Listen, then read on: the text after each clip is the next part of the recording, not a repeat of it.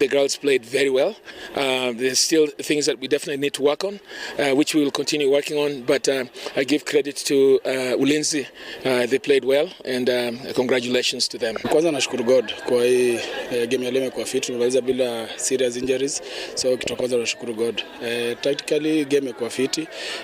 Game approach yetu ilikuwa poa, iliingiana, but kuna time fulani ilikuwa haijaingiana kiasi, but nashukuru wasichana wamejichangamsha na waka stick to our game plan.